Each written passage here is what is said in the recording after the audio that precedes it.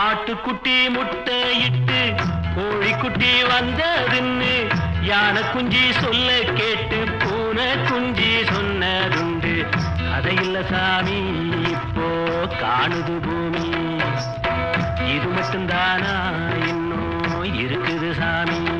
காக்கையில்லா சீமையிலே காட்டருமே மேக்கையிலே பாட்டெடுத்து பாடி புட்டு ஓட்டமிட்ட சின்ன பொண்ணு.